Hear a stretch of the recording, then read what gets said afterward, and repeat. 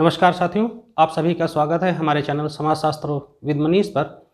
मित्रों, इस लेक्चर में हम लोग बात करेंगे सामाजिक आंदोलन विषय पर। उससे पहले मित्रों मैं अपने लेक्चर के बारे में बता देता हूँ। मेरे lecture PGT, UGC NET and JRF, higher education और सभी स्टेट्स के असिस्टेंट प्रोफेसर के लिए समाजशास्त्र में लेक्चर अवेलेबल हैं। जो भी कैंडिडेट हमारे लेक्चर को ज्वाइन करना चाहते हैं वो हमारे दिए गए नंबर 7054161270 पर कॉल कर सकते हैं और पर्सनल मेंटोर से भी प्राप्त कर सकते हैं। उन्हें रिकॉर्डेड सभी टॉपिक पर detailed complete audio lecture provide किए जाते हैं, जिसमें से कहीं से भी कुछ भी पढ़ने की आवश्यकता नहीं है और अधिकतम से अधिकतम प्रश्न हमारे ही लेक्चर से आएंगे, ये हम अपनी तरफ से एश्योर करते हैं। और इसके लिए आप पिछले साल के पेपर से मिला सकते हैं, क्योंकि जो वास्तविक पेपर होते हैं, जो यूपीएससी, जो हायर एजुकेशन में या जीआईसी के एग्ज़ाम में आए हुए पेपर होते हैं, प्रवक्ता के एग्ज़ाम में आए हुए पेपर होते हैं, वही वास्तविक पेपर हैं। बाकी जो लोग अपना बताते चलाते रहते हैं उससे कभी भी जो है अपने आप को नहीं जोड़ना चाहिए, क्योंकि जब ओरिजिनल एग्ज़ाम है वही मेन एग्ज़ाम है। तो लेक्चर स्टार्ट करते हैं मित्रों। आज का टॉपिक है सामाजिक आंदोलन। सबसे पहले हमें ये समझना होगा कि आंदोलन कहते किसे हैं, क्योंकि जब कभी इंटरव्यू में पूछ लिया जाए कि सोशल मूवमेंट क्या होते हैं, तो सामाजिक, आप एक लाइन में अपना जवाब ये दे सकते हैं कि सर आंदोलन हम उसे कहेंगे जिसमें क्रांति के साथ साथ, विद्रोह के साथ साथ विचारधारा भी शामिल हो, वो उसे सामाजिक आंदोलन कहा जाता है। और जिन विद्रोहों में जिस प्रकार के उग्र तीव्र जो है प्रतिक्रियाओं में विचारधारा शामिल ना हो, उसे कभी भी सामाजिक आंदोलन नहीं कहा जा सकता। तो जैसा कि हम सभी को पता है, अगर हम ब्रॉडर स्पेक्ट्रम में देखें तो भारत में जो सामाजिक आंदोलन है, हम अभी समाजशास्त्र पे नहीं आ रहे हैं, समाजशास्त्र में भी आएंगे।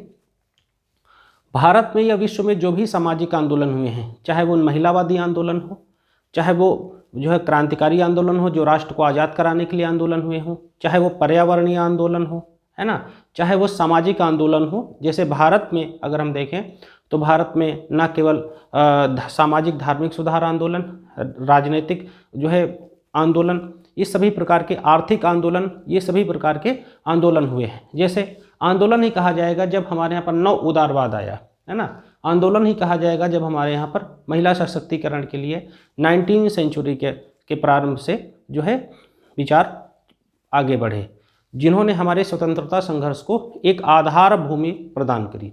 तो सामाजिक आंदोलन एक योजनाबद्ध, विचार सम्मत जो है प्रक्रिया है। अब हम लोग समाजशास्त्री पहलुओं पर बात करते हैं। समाजशास्त्र में जब हम सामाजिक आंदोलनों को पढ़ते हैं फ्रेंड्स, तो इसमें जो प्रश्न पूछे जाते हैं वो कहीं ना कहीं, चूँकि हम सोशियोलॉजी में पढ़ रहे हैं, तो थिंकर्स के हिसाब से पूछे जाते हैं। एक पद्धति शास्त्र पूछा जाता है, पद्धतियाँ पूछी जाती हैं, कंसेप्ट पूछे जाते हैं। तो हमें उस नज़रिए से सामाजिक आंदोलनों को देखना है। अब मैं स्टार्ट करता हूं, जैसे कि हर्बर्ट ब्लूमर ने क्या कहा है सामाजिक आंदोलन के बारे में। हर्बर्ट ब्लूमर कहते हैं सामाजिक आंदोलन एक प्रकार का सामूहिक उद्यम है, यानी कि अकेले संभव नहीं है। ये कीवर्ड्स आप पकड़ के इस क्वेश्चन को, इस कंसेप्ट को ठीक कर सकते हैं, क्योंकि परिभाषाएं बहुत पूछी जाती हैं। एक प्रकार का सामूहिक उद्यम है, यानी जो है एक तरीके का समूह का एंटरप्रेन्योर है, जिसमें कलेक्टिवली लोग साथ जुड़ते हैं और किसी विचार के साथ जुड़कर अपने आंदोलन को बढ़ाते हैं, जिसका उद्देश्य जीवन में नई व्यवस्था स्थापित करना है। क्लियर होगा, जीवन में नई व्यवस्था स्थापित करना है ना, कि कुछ नई चीज़ें लेकर आनी है। फिर हार्टन एंड हंट के शब्दों में देखते हैं। हार्टन एंड हंट ऐसे बताते हैं कि सामाजिक आंदोलन समाज अथवा उसके सदस्यों में परिवर्तन लाने, ये दो वर्ड हैं, और विरोध करने का सामूहिक प्रयास है। परिवर्तन लाने और विरोध करने का। तो परिवर्तन कैसे लाएंगे? जैसे हमारे यहाँ पर जब सामाजिक आंदोलन हुए, जैसे राष्ट्रवादी आंदोलन है, तो वो क्या था, हम अंग्रेजों से आज़ादी, तो ये परिवर्तन लाना हुआ। और विरोध क्या, कैसे, जैसे गांधी जी के जो आंदोलन होते थे वो उसमें विरोध करते थे, लेकिन उनका विरोध जो होता था वैचारिक होता था। वैचारिक कैसे, उसमें सत्य, अहिंसा, सदाचार का पुट होता था, जिससे क्या होता था कि इसीलिए वो अहिंसक आंदोलन होता था। और उसमें आइडिया शामिल होते थे कि हम किस तरीके से पीसफुली अपनी बात को जो है प्रोटेस्ट करेंगे अपनी। आगे मैरिल के शब्दों में देखते हैं, मैरिल एंड मैरिल के शब्दों में देखते हैं। वो कहते हैं सामाजिक आंदोलन रूढ़ियों में परिवर्तन के लिए, बस ये कीवर्ड्स है, रूढ़ियों में परिवर्तन के लिए। इन कीवर्ड्स के माध्यम से आप परिभाषा को डिकोड कर सकते हैं जब एग्जाम में आएगा। रूढ़ियों में परिवर्तन के लिए अधिक या कम मात्रा में किया गया प्रयास है। यानी अब रूढ़ियों में परिवर्तन के लिए कैसे, चाहे जैसे भारत में एक तरीके से जो एलपीजी का दौर आया, लिबरलाइजेशन, प्राइवेटाइजेशन, ग्लोबलाइजेशन का दौर आया, वो दौर चाहे हम देखें तो एक प्रकार का नया आर्थिक जो है आंदोलन था, आर्थिक उदारवादी आंदोलन था। और चाहे अगर हम सामाजिक आंदोलनों में देखें तो जैसे सती प्रथा, बाल विवाह, नरबल प्रथा, शिशु हत्या, है ना, अनटचेबिलिटी के लिए जो मूवमेंट्स चले, वो सभी आंदोलन क्या थे, जो परंपराएं, प्रथाएं जो ज़्यादा जो है जड़ हो चुकी थी, ज़्यादा जो है कहीं ना कहीं समाज में डिसहार्मोनी पैदा करने लग गई थी, उनमें परिवर्तन के लिए तमाम आर्य समाज, प्रार्थना समाज, है ना, ये सब चीज़ें आंदोलन चलाए गए। अब थियोडोरसन एंड थियोडोरसन के हिसाब से समझते हैं, ये क्या कहते हैं, इनका कहना है कि जो सामाजिक आंदोलन सामूहिक व्यवहार का स्वरूप है। यहाँ ये कीवर्ड है, इस कीवर्ड्स को आप पकड़ेंगे। सामूहिक व्यवहार का महत्वपूर्ण स्वरूप है। कैसे? सामूहिक व्यवहार का क्या मतलब है, यानी कि कलेक्टिवली लोग जुड़कर और अपने मूवमेंट को एक्सप्रेस करेंगे, है ना। तो सामूहिक व्यवहार करेंगे तभी संभव है, एक व्यक्ति आंदोलन नहीं ला सकता। जैसे ग्रेटा थनबर्ग का नाम लिया जाता है इस वर्तमान में पर्यावरणीय आंदोलन के लिए, और इसका जो बेस है, यदि हम इसका बेस भारत में देखें तो उत्तराखंड के चमोली जिले में गौरा देवी ने इसे स्टार्ट किया, फिर सुंदरलाल बहुगुणा, है ना, ये सब लोग, नर्मदा बचाओ आंदोलन, ये सब तमाम तरीके के आंदोलन, है ना, ये सब स्टार्ट हुए। तो एक तरीके से वहाँ पर क्या है, कलेक्टिवली, एक से अकेले व्यक्ति से तो आंदोलित नहीं हुआ जा सकता, क्योंकि ये लोग प्रेशर ग्रुप की तरह काम करते हैं, है ना। जैसे किसान आंदोलन है, एक प्रेशर ग्रुप की तरह काम करते हैं। जो है सामाजिक आंदोलन सामूहिक व्यवहार का महत्वपूर्ण स्वरूप है, जिसमें परिवर्तन लाने अथवा उसका विरोध करने में सहयोग देने के लिए लोगों को बहुत बड़ी संख्या में संगठित किया जाता है। एकदम क्लियर हो गया होगा। अगला एम.एस. राव, ये पूछा गया है एग्जाम में एम.एस. राव के बारे में। ये कहते हैं जो सामाजिक आंदोलन है एक सामूहिक प्रक्रिया है, एक सामूहिक प्रक्रिया है, ठीक है, एक तरीके की कलेक्टिव प्रोसेस है। ये कीवर्ड है, जिसका उद्देश्य विचारों और व्यवहारों में परिवर्तन लाना है। ये दो कीवर्ड्स और इसमें इंपॉर्टेंट है, विचारों और व्यवहारों में परिवर्तन लाना है।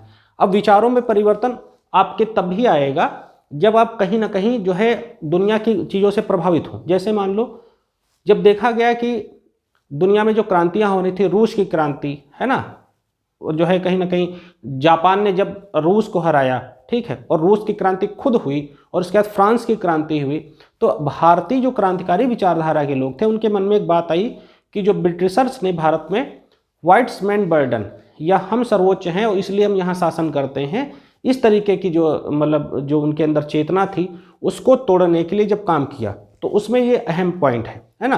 तो सामूहिक प्रक्रिया है, विचारों में जब बदलाव आया तो यहाँ उन्होंने इंडिया में अप्लाई किया, तो उसके बाद भारतीयों के मन में जो एक तरीके की जड़ चेतना थी वो भी दूर हुई।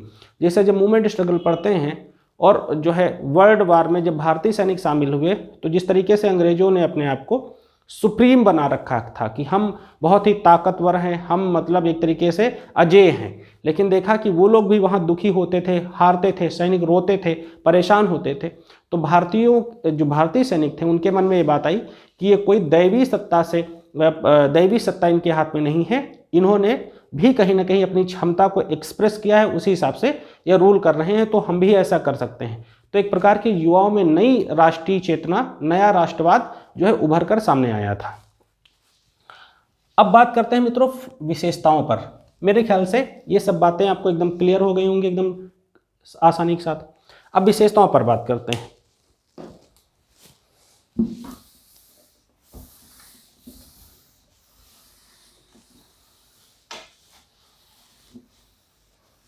पहली विशेषता है मूल्यों की भागीदारी। मूल्यों की भागीदारी यानी सामाजिक आंदोलन में मूल्यों की भागीदारी बहुत जरूरी है, इसलिए कि अगर मूल्य रहित कोई आंदोलन होता है तो मुश्किल हो जाता है। जैसे गांधी जी ने 1922 में आंदोलन को ड्रॉप कर दिया था चौरा चौरी घटना के कारण। तो अब ये ऐसा इस क्यों किया था? उनका मानना था कि यदि साधन गलत प्रयोग करके अगर हम साध्य को प्राप्त भी कर ले, लक्ष्य को हासिल भी कर ले, तो उससे हम समाज को गलत जो है एक आईना दे देंगे, गलत नजरिया दे देंगे, गलत पाथवे दे देंगे, जिससे लोग गलत तरीके से फिर अपने लक्ष्य को प्राप्त करना शुरू करेंगे। तो मूल्य होना बहुत जरूरी है। दूसरा, हम की भावना। अब जैसे अन्ना हजारे का मूवमेंट हुआ था, कोई भी व्यक्ति जो है, बहुत से लोग एक्टिविस्ट वहां गए थे, सब लोग एक साथ आ गए थे भ्रष्टाचार के खिलाफ और ना ये सब लोकपाल बिल वगैरह के समर्थन में। तो हम की भावना यदि ना हो तो लोग कलेक्टिवली जो है एंगेज ही ना हो, आए ही ना साथ में। अगला, मानदंडों का बहुत होना जरूरी है। एक पैरामीटर्स के बिना कोई भी मूवमेंट सक्सेसफुली जो है नहीं जो है एक्सरसाइज हो सकता। जैसे 1857 का जब विद्रोह हुआ था तो कहा जाता है कि ये एक तरीके का छिटपुट विद्रोह था, ये एक तरीके का अनप्लान्ड विद्रोह था, मानदंडों की कमी थी, इत्यादि इत्यादि तमाम बातें कही जाती हैं। तो उसका बहुत अच्छा जो है नज़ीर है कि प्रॉपर जो है वे होना चाहिए, आइडिया शामिल होनी चाहिए, पूरा एक सिनेरियो डेवलप होना चाहिए, उसके लिए आंदोलन होना चाहिए, ताकि कोई भी कितनी भी एनार्किस्ट सत्ता हो वो कम से कम झुके। गांधी जी का यही अप्रोच था। फिर अगला है सामाजिक संरचना। सोशल स्ट्रक्चर का होना बहुत जरूरी है। हर प्रकार का आइडिया, हर प्रकार लोग, न केवल लोग बल्कि विचारधारा इत्यादि का शामिल होना जरूरी है। उसी से सामाजिक संरचना का निर्माण होता है। और वैचारिकी के बारे में मैं लगातार बताता आ रहा हूँ कि एक आइडिया का होना बहुत जरूरी है। तो ये आपको समझ में आया होगा। अब बात करेंगे फ्रेंड्स आंदोलन के चरणों पर। एक एक चीज इंपॉर्टेंट है, पूछी जा सकती है। आंदोलन के चरणों के बारे में पहले समाजशास्त्री हार्टन एंड हंट ये कुछ बातें करते हैं। जैसे 3 बातें बहुत अहम हैं। पहला है असंतोष की बात करते हैं। कहते हैं कि सामाजिक जो आंदोलन डेवलप होते हैं वो असंतोष के कारण होते हैं। बिल्कुल, ब्रिटिश सत्ता से भारतीयों के असंतोष का ही परिणाम है 1857 का विद्रोह, है ना। और चूंकि इसे विद्रोह कह रहे हैं, आंदोलन नहीं कह रहे हैं, चूंकि इसमें आइडिया नहीं था, लेकिन उसके बाद जो भी किसान आंदोलन हो, जनजातीय आंदोलन हो, है ना, या पर्यावरणीय आंदोलन इन जनरल टर्म्स में हो, है ना, भ्रष्टाचार के खिलाफ जो आंदोलन हुआ था, ये सभी जो मूवमेंट्स हैं, किसान आंदोलन हो, वो क्या है, एक असंतोष का परिणाम है ना। युवा आंदोलन हो, शिक्षकों के जो है भाई संपूर्ण क्रांति का नारा जयप्रकाश नारायण ने दिया था, तो सभी वर्ग उसमें शामिल हुआ था। अत्यधिक जो है संवेगपूर्ण स्थिति, जब बहुत ज़्यादा असंतोष से बहुत ज़्यादा लोग जो है भर जाएं तो एक बहुत ज़्यादा कॉग्निटिव फीलिंग्स आ जाती है, संवेगात्मकता उसमें बहुत ज़्यादा आ जाती है। तो ये एक पॉइंट है। फिर अगला है संस्थाकरण, इंस्टीट्यूशनलाइजेशन। ये इसका होना आवश्यक है मूवमेंट्स के लिए। बगैर संस्था के नहीं चीज़ें एस्टेब्लिश हो सकती, क्योंकि संस्था क्या है, एक नियमबद्ध व्यवस्था है। अब डासन एम गेटिस के हिसाब से समझते हैं कि डासन एम गेटिस की क्या राय है। ये सब चीज़ें पूछी जाती हैं फ्रेंड्स, इसलिए आपको पता हो। तो वो डासन एम गेटिस बताते हैं कि संस्था के लिए कुछ चरण उन्होंने बताए। पहले तो उन्होंने प्रारंभिक चरण एक बताया, ठीक है, बिल्कुल आइडिया वगैरह का एक्सरसाइज होना। सबसे पहले आंदोलन नहीं हो जाता, सबसे पहले विद्रोह होता है, विचारधारा वगैरह इंडल्ज होती, क्रांति होती, फिर मूवमेंट का रूप धारण करता है। तो प्रारंभिक चरण, फिर लोकप्रिय चरण, फिर औपचारिक चरण, फिर संस्थागत चरण। 4 प्रकार के चरण इन्होंने बताए हैं, जिससे धीरे धीरे मूवमेंट डेवलप होता है। फिर हर्बर्ट ब्लूमर ने बताया, इनके बारे में कई बार पूछा जाता है हर्बर्ट ब्लूमर के बारे में, तो कहते हैं कि उत्तेजना का होना बहुत जरूरी है, एग्रेशन का एक तरीके से होना कब बहुत जरूरी है। और फिर वो कहते हैं सहयोग और बंधुत्व का मनोबल हो, ठीक है, सहयोग और बंधुत्व बहुत उसमें शामिल होना बहुत जरूरी है।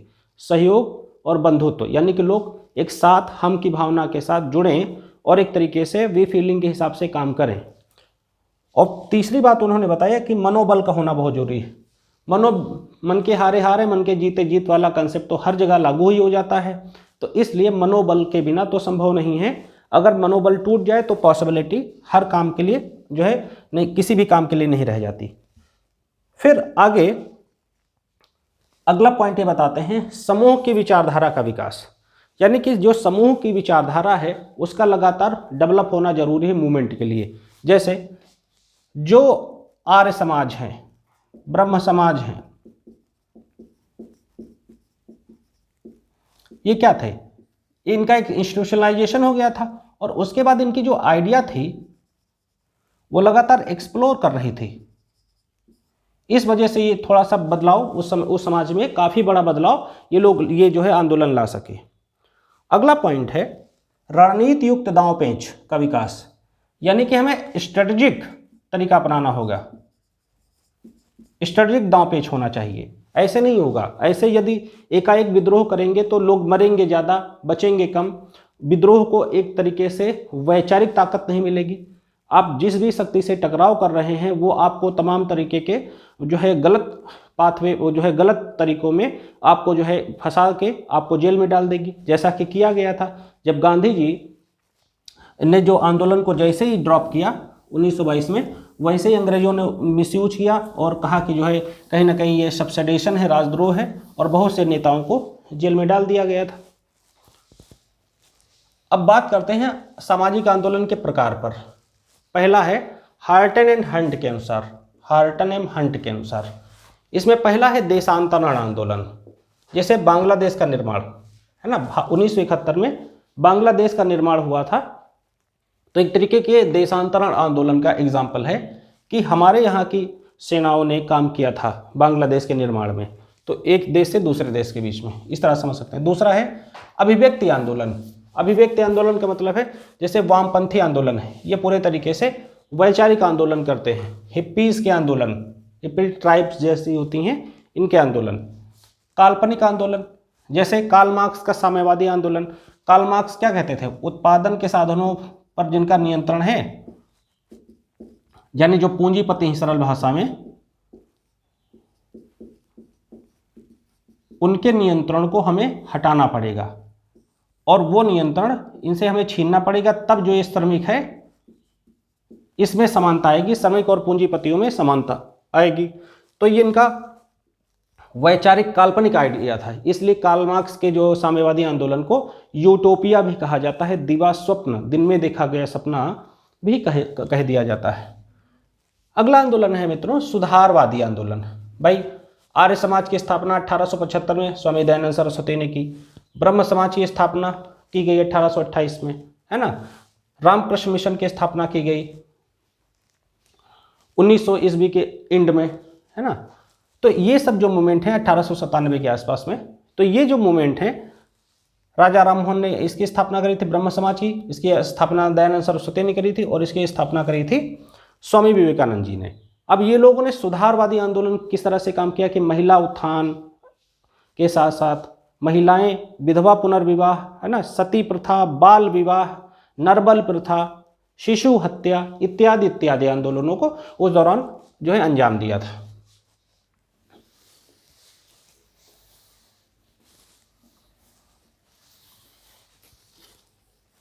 आगे बात करते हैं क्रांतिकारी आंदोलनों पर। तो उसमें है रूसी आंदोलन और फ्रांसीसी क्रांति। रूसी आंदोलन 1900 जो है रूसी क्रांति बेसिकली 1917 में हुई थी, 1917 में हुई थी, है ना, रूस के जार के खिलाफ। और फ्रांसीसी क्रांति 1789 में हुई थी लुई 16वां के खिलाफ। रानी एंटेनियो जिनने जब ये कहा जनता से कि अगर जो है रोटी नहीं है तो ब्रेड खा लो, है ना, और वहाँ की जनता जब बहुत ज़्यादा व्याकुल थी तो उसने समानता, स्वतंत्रता और बंधुत्व के नाम पर आंदोलन किया। अगला है अवरोधक आंदोलन। अवरोधक आंदोलन के एग्जाम्पल हैं जैसे उद्योगों में नवीनीकरण किया जाए। तो तमाम बार जैसे जब मशीनीकरण ने, या अब जैसे आज की डेट में आर्टिफिशियल इंटेलिजेंस इत्यादि हो गया है, तो मशीनीकरण जब तेजी के साथ शुरू हुआ तो एक तरीके से नए प्रकार, दो प्रकार का उसमें आंदोलन है। एक प्रकार से आंदोलन है जहां उत्पादन को बढ़ाने के लिए आंदोलन किया जा रहा है, यानी तमाम तरीके से एक नई औद्योगिक जो है स्ट्रक्चर डेवलप किया जा रहा है। और एक तरफ से श्रमिकों का आंदोलन है, जब वहां श्रमिकों की तेजी के साथ छटनी की जा रही है तो ट्रेड यूनियंस उनका विरोध कर रही हैं। तो दो प्रकार से उसे आप देख सकते हैं। आगे फिर बढ़ते हैं, ब्लूमर के शब्दों में देखते हैं। ब्लूमर के शब्दों में ब्लूमर क्या कहते हैं, सामान्य सामाजिक आंदोलन शब्द प्रयोग करते हैं। उसमें वो शब्द प्रयोग करते हैं महिला आंदोलन, युवा आंदोलन और किसान आंदोलन। ठीक है। महिलाओं के खिलाफ जो सामान्य पर्यावरणीय आंदोलन भी इसमें आ सकते हैं। इनके बहुत बड़े ज़्यादा अधिक डायमेंशंस हैं। जैसे युवा संतोष पर जो है छात्र संघों द्वारा किया गया आंदोलन होता है ना। किसानों का आंदोलन होता है। महिलाओं की महिला मुक्ति के लिए आंदोलन होता है। जैसे महिलाओं को एडल्ट फ्रेंचाइज के लिए जो है मूवमेंट्स हुए, है ना। महिलाओं को कैसे सामाजिक समानता मिले, इसके लिए आंदोलन हुए। भारत में तो महिलाओं ने खुद ही जो है स्वतंत्रता संघर्ष में योगदान किया। फिर अगला है विशिष्ट सामाजिक आंदोलन। विशिष्ट सामाजिक आंदोलन जो होते हैं स्पेसिफिक सुधारवादी आंदोलन होते हैं। जैसे सुधारवादी आंदोलन से भ्रष्टाचार के विरोध में, सामाजिक आंदोलनों के परिप्रेक्ष्य में भी इसे देख सकते हैं। जैसे बाल विवाह, सती प्रथा इत्यादि को खत्म करने के लिए जो मूवमेंट्स किए गए थे स्पेसिफिकली। फिर अगला है अभिव्यक्तात्मक सामाजिक आंदोलन, है ना। तो सामूहिक असहमति व्यक्त की जाती है जब अभिव्यक्तात्मक। तो जैसे आप देखते हैं ट्विटर पर, फेसबुक पर आजकल बेरोजगारी के खिलाफ ट्रेंड किया जाता है। बेरोजगारी के खिलाफ अभिव्यक्ति लोग दर्ज करते हैं, या सरकार से किसी मुद्दे पर या किसी भी अन्य संस्था से या किसी भी चीज पर असहमति व्यक्त करने के लिए लोग सोशल मीडिया का प्रयोग करते हैं और जो है वहां पर अपनी अभिव्यक्ति दर्ज कराते हैं कि मैं आपकी इस बात से सहमत नहीं हूं, और कभी कभी सहमत हूं, इसलिए भी चीजें की जाती हैं। अगला आगे बात करते हैं। ये बड़ा सरलता से मैंने समझाया है, बहुत आसानी से आप इसे पकड़िएगा, क्योंकि लाइन टू लाइन जब आप पढ़ेंगे तो सब एक में मिल जाएगा और कुछ भी नहीं समझ में आएगा, और एग्जाम में बहुत चीजें पढ़नी है।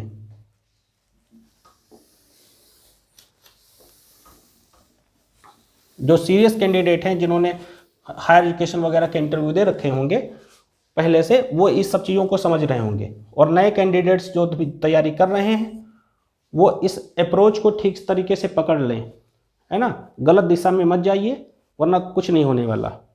अगला रश एवं डेनिशेफ क्या कहते हैं। रश एवं डेनिशेफ दो प्रकार, मतलब 4 प्रकार के आंदोलन की बात करते हैं। एक उनका आंदोलन है क्रांतिकारी आंदोलन, जो कि मैंने बता दिया, थिंकर्स अपने ढंग से प्रस्तुत करता, बात वही है। तो क्रांतिकारी आंदोलन मैंने आपको जैसा बताया, जैसे भारत का क्रांतिकारी आंदोलन आप समझ सकते हो। जो फिर प्रतिक्रियावादी आंदोलन।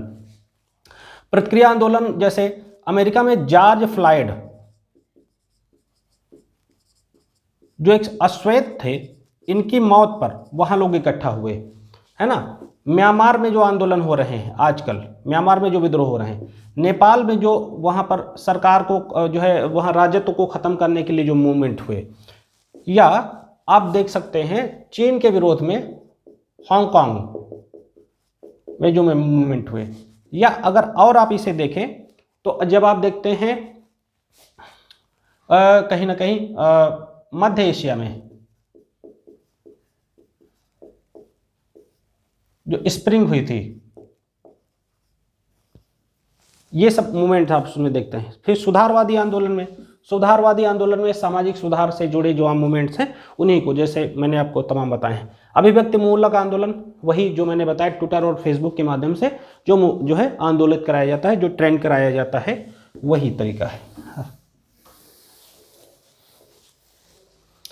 अब सामाजिक आंदोलन से कुछ संबंधित सिद्धांत लेते हैं। जैसे ये सिद्धांत है सापेक्षिक वंचना का सिद्धांत, है ना, रिलेटिव डेप्रिवेशन।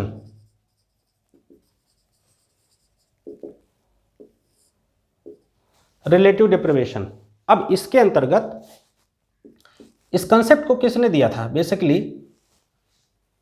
ये स्टाउफर हैं, एक समाजशास्त्री, बल्कि अमेरिकन सोल्जर्स, उन्होंने किताब लिखी थी, सापेक्षिक वंचना की बात करी। बाद में इसको मर्टन ने अपने कंसेप्ट में यूज किया, है ना। सापेक्षिक वंचना को आप ऐसे समझ सकते हैं कि जैसे एक व्यक्ति, इसमें स्टोन कुस्ट के मार्जिनल मैन वगैरह के कंसेप्ट भी आ जाते हैं, ये तमाम चीजें रिलेटिव हैं। जैसे सापेक्षिक वंचना कैसे, जैसे एक व्यक्ति ऑडी से चलता है, एक व्यक्ति मान लो चलता है मारुति सुजुकी की किसी कार से, मारुति सुजुकी की मान लो अल्टो से चलता है, तो अपने आप को ऑडी की तुलना में सापेक्षिक वंचित महसूस करता है। यही पहला, तो ये सापेक्षिक वंचना का सिद्धांत हुआ। दूसरा तनाव का सिद्धांत, ये स्मेल्सर का सिद्धांत है, तनाव का सिद्धांत। तो ये कैसे, इसको हम कैसे समझें? इसका मतलब होता है जब कोई समाज है उसमें जो स्थिरता बनाए रखने के लिए मूल्य और मानदंड जरूरी होते हैं, और उन मूल्यों और मानदंडों को जब समाज में मेंटेन किया जाता है, लेकिन वही मूल्य और मानदंड जब एक समय के बाद रूढ़िवादी हो जाते हैं तो समाज में तनाव का कारण बन जाते हैं। और भारत में जो परंपरा और आधुनिकता के बीच जो द्वंद्व है, उसमें जो द्वंद्व का कारण है जाति, है ना, जो जातियां हैं जो बाधक हैं, वर्ण व्यवस्था इत्यादि, तो वो जो है बदलाव में बहुत प्रेरक का कार्य नहीं करते बल्कि बदलाव में बाधक का कार्य करते हैं। तो उन्हीं को तनाव के सिद्धांत के अंतर्गत जो है बताने की कोशिश की गई है एस्मेल्सर के द्वारा, तो आप ये याद रखेंगे। फिर पुनर्निर्माण का सिद्धांत देखते हैं। पुनर्निर्माण के सिद्धांत में सामाजिक जो आंदोलन होते हैं वो एक समाज के सदस्यों द्वारा जो है बढ़ते हैं और अपने लिए वो जो कहीं ना कहीं अधिक संतुष्टि की चाहत में अधिक जो है आंदोलन करने की कोशिश करते हैं। इसके वो कई चरण बताते हैं। पहला चरण है सांस्कृतिक स्थिरता।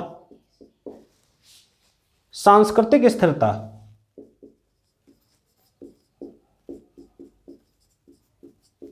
दूसरा चरण है तनाव काल। तनाव काल तीसरा चरण है सांस्कृतिक विघटन काल।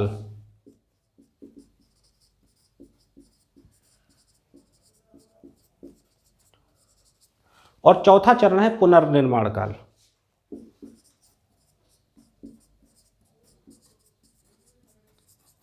तो इन चारों कालों को आप समझ लीजिए, ठीक है, सिंपल है, इसमें कोई खास बात नहीं।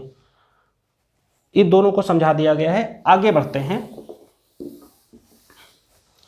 फिर एस्मेल्सर अपने आइडिया को एक्सप्लोर करते हैं दूसरे ढंग से। वो क्या कहते हैं, दो प्रकार से आंदोलन को बताते हैं। एक कहते हैं मानदंड अभिमुखी आंदोलन, यानी कि तमाम ऐसे जो आंदोलन जिनमें सामाजिक मूल्य और मानदंडों का खास ध्यान रखा जाए, जैसे साधन और साध्य में अनुरूपता हो, दोनों में मेल खाती हों चीजें। यह नहीं कि गलत तरीका अपनाकर आंदोलन हम कर लें और लक्ष्य प्राप्त कर लें, तो वो उसको ये अच्छा नहीं मानते हैं, ठीक है। और दूसरा है मूल्य अभिमुखी आंदोलन, यानी कि एक जो इसमें पहले वाले में है कि पैरामीटर्स क्लियर होने चाहिए, और दूसरे में है वैल्यूज को ध्यान में रखा जाए कि हम मूल्यों को नहीं छोड़ेंगे, आंदोलन हमारा मूल्य परक ही होगा। और योगेंद्र सिंह के शब्दों में देखते हैं, ये भी पूछा गया है भाई योगेंद्र सिंह का, तो ये दो बातें कहते हैं। पहले तो एकीकरण पर बहुत ध्यान देते हैं कि इंटीग्रेशन होना लोगों के मध्य बहुत ही जरूरी है, और दूसरा इनका बिंदु अहम है जिसमें वो पृथकता को ध्यान देते हैं, है ना, सेपरेशन को बहुत महत्व देते हैं। और ब्रूस एम कैमरून ये प्रतिक्रियावादी सामाजिक आंदोलन की बात करते हैं, रूढ़िवादी सामाजिक आंदोलन की बात करते हैं, क्रांतिकारी सामाजिक आंदोलन की बात करते हैं, और पुनर्मूल्यांकन परक सामाजिक आंदोलन की बात करते हैं। जो लगभग पहले के जो समाजशास्त्रियों ने बात कही है ठीक उसी तरीके से है, जैसा कि समाजशास्त्र में ऐसा होता है कि हर समाजशास्त्री उसी बात को अपने शब्दों में अभिव्यक्त किया करता है। तो मैंने पहले उसके बारे में आप लोगों को काफ़ी कुछ बता दिया है। अब मैं आप लोगों से ये बात कहना चाहूँगा कि जो भी कैंडिडेट सीरियस तैयारी करने वाले हैं वो हमसे एक तो जुड़ सकते हैं, हमारे गिवन नंबर पर फ़ोन कर सकते हैं, 7054161270 पर कॉल कर सकते हैं, है ना। आप जो है आपको अलग से समय दे दिया जाएगा। दूसरी बात यह है कि जब आप तैयारी कर रहे हैं तो तैयारी की जो है गंभीरता को समझिए, अप्रोच एग्ज़ाम के लेकर चलिए, ज़्यादा इधर उधर के चक्कर में ना पड़िए, क्योंकि आप पेपर को मैच कराइए अपने मेरे लेक्चर के साथ या किसी के भी लेक्चर के साथ, तो उसमें जो वन ऑफ द बेस्ट तरीका है वो लेकर चलिए। ये नहीं कि किसी ने क्वेश्चन डाल दिए तो क्वेश्चन लगाने लग गए, ऐसे नहीं होता है। कट ऑफ मार्क्स जो पुराने सीरियस कैंडिडेट होंगे वो इस बात को ठीक तरीके से समझते होंगे कि जो कट ऑफ मार्क्स जाती है वो इधर उधर के जो है चीज़ों में नहीं जो है जाकर हो सकती। सीरियस तैयारी, अप्रोच बेस्ड तैयारी करके आप उसको प्राप्त कर सकते हैं। आपकी तैयारी भी एक तरीके का आंदोलन है, और इस आंदोलन को सही दिशा में ना देने पर मामला बिगड़ जाएगा। इसलिए इसको सही दिशा में एक विचारधारा के साथ दीजिए, और सीरियस लेक्चर को जरूर ज्वाइन कीजिए, है ना। और सीरियस लेक्चर लोग नहीं देते हैं, बस क्वेश्चन ला के डाल देंगे समाजशास्त्र कौन से दो शब्दों से मिलकर बना है, समाजशास्त्र के पिता जनक कौन है, पिता कौन है ना, जो है अगस्त काम का पूरा नाम बताने लग जाएंगे, उससे कुछ नहीं होता। क्वेश्चन 125 में जो है प्रवक्ता में 115 तक सही करने पड़ते हैं, सही, इस बात को समझिए। और अभी जब हायर एजुकेशन का एग्जाम होगा तो अब आप देखिएगा, और जीआईसी का जब ये प्रवक्ता का एग्जाम होगा तो उसमें आप देखिएगा कि क्या हालत होने वाली है। इसलिए प्लीज़ ये मेरी तरफ से रिक्वेस्ट है कि सीरियस लेक्चर ज्वाइन करिए, मैच करिए और ठीक तरीके से मेहनत करिए, तब तो सफलता सुनिश्चित हो सकती है। अदरवाइज एक गलत जो है पाथवे पर ना जाइए, जैसे कि यहाँ था कि वंचना का शिकार ना हो ये इधर उधर के। ठीक है, थैंक यू वेरी मच।